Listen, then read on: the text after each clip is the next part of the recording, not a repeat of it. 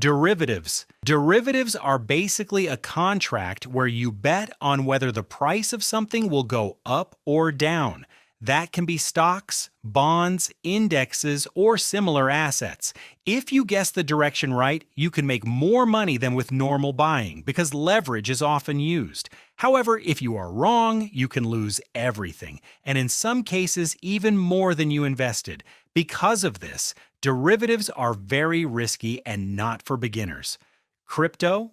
Cryptocurrencies are digital money built on blockchain technology, which records all transactions in a public and unchangeable database, meaning anyone can see them. Unlike regular money, cryptocurrencies don't have a central bank controlling them.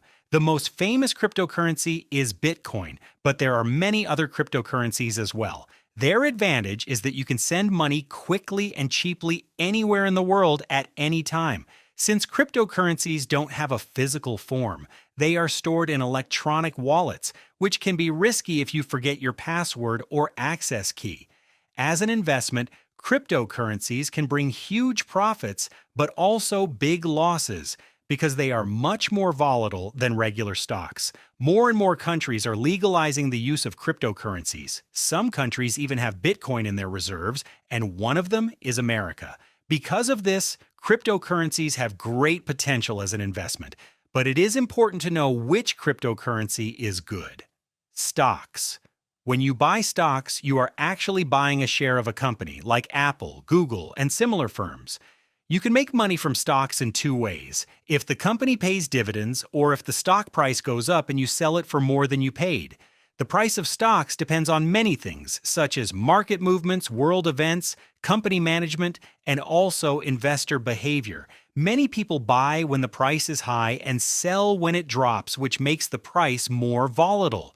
Over time, stocks can beat inflation and they can bring big profits. However, they also carry significant risk, so it is important to think long-term. Private businesses. Private businesses are companies that have not gone public yet, like startups, small businesses, and similar ventures.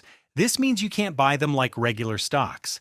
If you buy a part of such a company, you become a co-owner, and your profit depends directly on the success of the company. If the company makes money, you make money too. However, if the company fails or goes bankrupt, you can lose all your money. The profit from investing in private businesses can be higher than regular stocks, but the risks are also much bigger. Index funds and ETFs. Index funds and ETFs are two of the simplest and best investments for beginners, but they are also good for more advanced investors. Basically, they are a collection of stocks, bonds, or similar investments that you can buy in one purchase instead of buying each stock separately. When you buy an index fund or ETF, you are buying a part of all those companies at once. For example, the S&P 500 contains the 500 largest American companies. The price of an index fund depends on the stocks inside it. If the stocks go up, the index goes up. If the stocks go down, the index goes down. Index funds can only be traded at the end of the day when the stock market closes, while ETFs can be traded all day, so their price changes constantly. Both are great investments because they have low costs and lower risks, and they automatically give you diversification. Commodities. Commodities are physical raw materials that people can buy and sell, like gold, oil, gas, and similar items. Their price depends on supply and demand, but also on political events and natural disasters. Investors often put money into commodities to protect themselves from inflation, because when inflation rises, the value of money goes down, while commodities often keep or even increase their value. However, this type of investment is not really for beginners because it requires understanding global trends and markets. Also, prices can be very volatile. Bonds. Bonds are basically a loan you give to a government, city, or company. When you buy a bond, you lend money and they promise to pay you interest at certain times and to return the full amount you invested at the end. There are several types of bonds, but the three most common are government bonds, where you lend money to the government and they are the safest; municipal bonds, where you lend money to cities and towns and you often get tax benefits; Corporate bonds, where you lend money to companies and they offer higher interest but are riskier. You can make money from bonds in two ways. The first is through the interest payments, as mentioned before. The second is through changes in the bond price. If market interest rates go down, the bond price goes up. But if interest rates go up, the bond price goes down.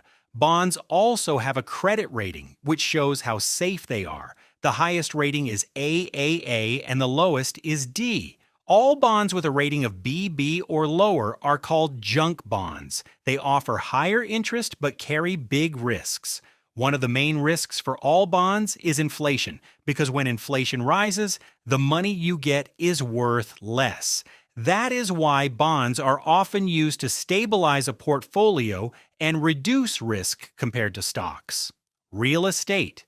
Real estate is an investment in properties like apartments, houses, office spaces, and similar buildings. There are two main ways to make money with real estate. The first is renting, where the property you bought gives you regular income.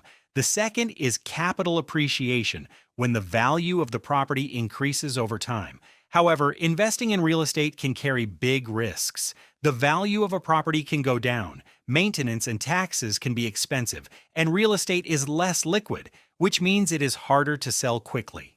Alternative investments. Alternative investments are investments that are not stocks, bonds, or real estate, but things like art, collectibles, and similar items. They often offer a big chance for profit, but they also carry risk, because their value can go up or down quickly and it is harder to find a buyer.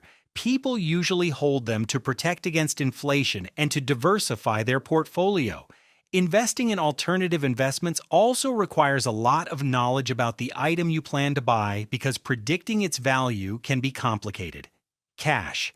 Cash is money that you keep in physical cash or in a bank account. It is the most liquid investment, which means you can use it immediately. However, as an investment, it is not ideal because interest on bank accounts is usually very low, and cash loses value over time due to inflation.